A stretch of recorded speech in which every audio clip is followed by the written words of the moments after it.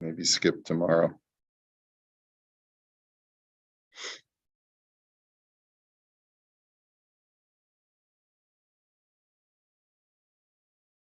Okay, so here, let me just share my. Did I share my screen yet? Not sure. Hold on. Not yet. Sorry. Okay.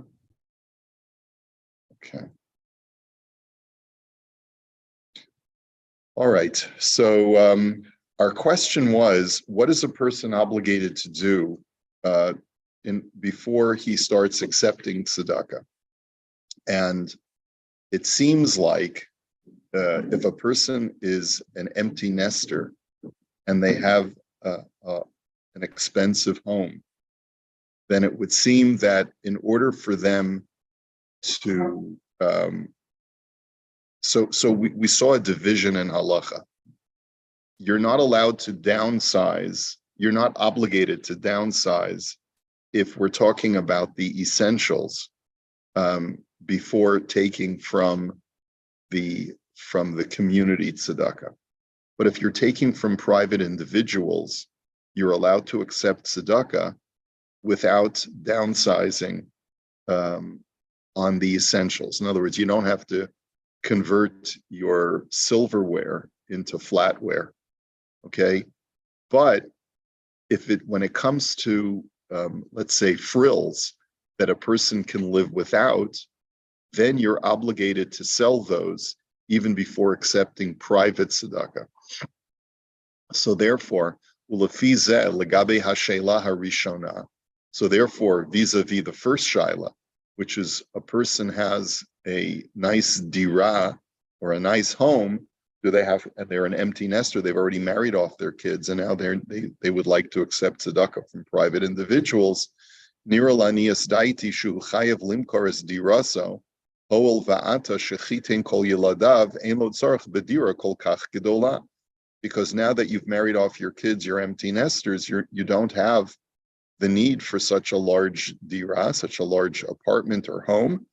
Ve'ilu legabe ha'she'ela ha'sheniya, lamrot sheyesh lo dira yikara. So as far as the second shaila, where you have a regular size dira, and it's only a question, do you have to sell it and move to another place which is less expensive? In other words, do you have to move out of Yerushalayim and go to a yishuv, for example? That, he says, Mikol makam hol v'hu ragil v'tzarich lagor. That's considered an essential need that you've already become accustomed to. Ein mechayvim oto limkor. We don't obligate you to sell that apartment. Okay. V'yesh lahadkish ki masha kasafti hu masha nir lanias daite me'ikar hadin. He says, but I want to emphasize that what I've already detailed is what seems to me to be the standard halacha based on din. Ulam haminag bizmanenu shebecholofan ein mechayvim oto limkor beita. But the minhag nowadays is that we never obligate a person to sell off any asset before accepting tzedakah. Uvebeis Yosef kasa b'shem tshuvas harashba shebitzdaka haminhag kovei ofen chalukas kasbei hatzdaka. He says the Beis Yosef quotes the Rashba saying that in Hilchos tzedakah, the minhag trumps the din. In other words, if there's already an established convention within a community or a social structure, you go according to that. That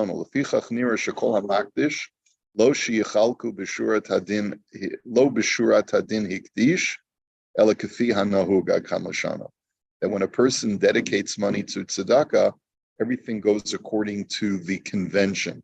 And therefore, a person would not be obligated to sell his house in either of those cases in order to accept tzedakah. Ulam yitachein shemasha kosef harashba shamina kovehu rak legabe ofen hachaluka hainu lemi latet lekama latet lechol echad. He says, but it's altogether possible that this pronouncement of the Rashba, that everything goes according to minhag, is not meant to say that minhag always trumps, but rather as far as the standards of how to divide up money that's given for tzedakah. That at the end of the day, a person has the prerogative to give to whomever he wishes. Ve'ilo benidon dinan me'ikar hadin enu yachol lekabel kasbei tzedakah kiven sheyesh lo dira gedolo yoser midei tzarcha. But it could be that even the Rashba would hold that you're not allowed to accept charity if you have a large and valuable house, since you're an empty nester and you don't need all of that extra space. It could be that you would be obligated to sell that before accepting tzedakah. Because now you're not just getting into what is convention, you're getting into, I'm possibly stealing money from that could go to real poor people if I don't genuinely qualify as an ani. And therefore, it's possible that this is considered to be what he calls a minhag garua, a bad minhag, okay, to not obligate a person to sell off his unneeded assets before accepting. Va'od kevan shenot limlo mikupat hatzdaka sheshayet lechol haniyim hadavar chamur yoter kevan she'aleinu lidog l'shar haniyim shem yoter zukukim imenu v'tzarchim.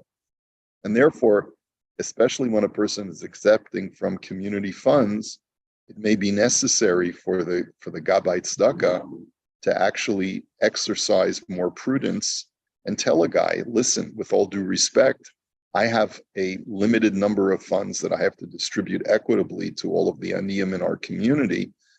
Yes, I understand that times are tough for you, but I want to suggest to you that you really should consider selling your house and downsizing before accepting the money from tzedakah.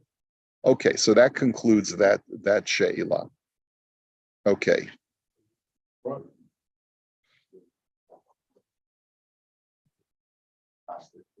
So I'm gonna say the division again, which I started with at the beginning. Number one, there's two levels.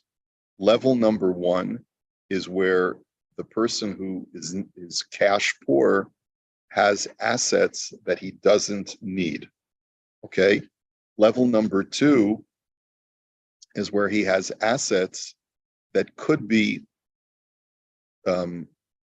dissolved into cash, and if he bought cheaper things, but he needs the things that he's using.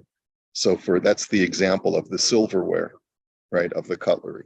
So when you're accepting from a private individual, if it's case number two, you're not obligated to dissolve the word liquidate, that's what I'm looking for. You're not obligated to liquidate your assets if all you have is just the basic essentials, but they're valuable. But in case number one, if you're accepting even from a private individual, you would be obligated if you have assets that you really don't need, that are luxurious items, such as a house with 4 bedrooms when it's only you and your wife, and you would need at most 2 bedrooms, then he feels that you'd be obligated to sell off your house and downsize before accepting tzedakah money, even from private individuals. Now, accepting money from the kupat tzedakah, from the tzedakah community chest, he says you even have to liquidate your basic assets that you need and buy cheaper ones in order to accept from the community chest, right? But he says the minhag today is that even a person who has unneeded assets, like the 4-bedroom house, we don't check him. If he says he needs tzedakah, we give it to him without asking any questions. But then he finally says, but I question that current minhag because I don't think it's right. He says, there's a limited amount of tzedakah money. We really should clamp down on people who are asking for handouts. Okay, so is that clear? Okay, so now. From community standards or society science, for example, what Marv was mentioning the other last week, that it was humanitarian things said that now internet and air conditioning are essentials, right? Essentials, yeah. So years ago those weren't essentials. Yeah, because there was no internet. Yeah, right. That's true. Yeah, and air conditioning was a luxury. That's true. It goes according to what societal standards are as of today. Yeah.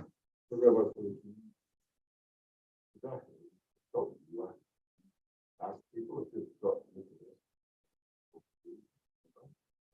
I don't ask that question if I don't know a person's status. I can tell you with absolute confidence that the people that I give the tzedakah money to in our community are not living high on the horse. Yeah. Yeah. It does sometimes bother me. I will be honest with you. There are people that I give tzedakah money to that sometimes will give me a gift for Yantif, and I resent it. I have to be honest. I don't tell them because I don't want to make them feel bad. But I resent if a person, let's say, gives me like a gift basket for Yantif, and I've given them tzedakah from the shul. Because my thinking is, come on, you shouldn't be doing that. In other words, as much as it's a kind gesture on your part, but then I feel to myself guilty for feeling that, because my thinking is I have to give them the dignity of giving something back, right? In other words, I don't need your honey jar or whatever it is. So, just use it for what you need it for, Right. Yeah. Yeah.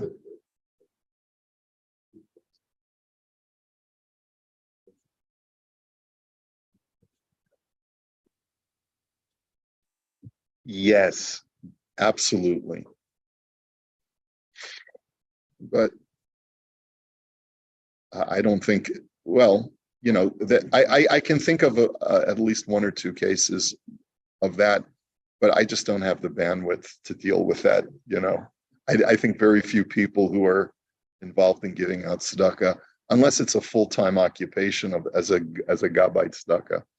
Yeah, yes, I think so. I think if I was giving out mega amounts of money, then I would feel a greater responsibility. But I'm giving out hundreds, and let's say before Yantif, the most I'll give out is around $1,500 to any individual family. Rarely, maybe sometimes $2,000.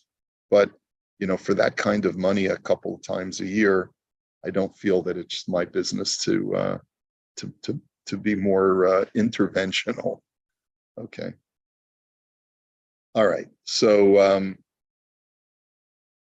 yeah, and there's one family that I've been giving to for years, and they no longer have kids in the house. It doesn't make sense to me why they still need, but they still tell me that they need. So, so I've cut back I still give them, but I've cut back on the amount that I give them. And they express a lot of appreciation. So I don't ask any questions. That's it. Okay. This is a similar question. Shimon kibel rahitim yikarim b'matana lachatuna. Shimon got married, and he got a really nice set of furniture, I guess from his family or from his friends. Matzavo akalkali hu kashe biyoter, v'hu rotzeh lekabel tzedakah miyichidim b'tzina. His financial situation is very tough, and he would like to start accepting charity from private individuals on the low down. Is he obligated to sell his expensive furniture set before he starts accepting tzedakah? So based on what we just learned, furniture is considered like your silverware, right? It's expensive. It's like a really, really nice dining room table. And if you sold it, you might get a few $100 or over $1,000. And you could buy, let's say for $200, you can buy a used table and chairs. But that's the question. So based on what we've seen up until now, he would not be obligated to sell that off. But he says, Adinhu sha'ani sharotza lekabel tzedakah miyichidim b'tzina ein mechayivim oto limkar kodem lachein klei tashmishe beso hayikarim v'liknos pchusim mehem. He says, as we saw in the previous tshuva, you're not obligated to sell off your basic living utensils in order to buy cheaper ones before accepting tzedakah. But the poskim have a machlokes as to what your household utensils are. And maybe furniture, certain types of furniture may not apply. What about a recliner? So we'll talk about that tomorrow. Okay, let's hold it. Oh, not tomorrow. So what's the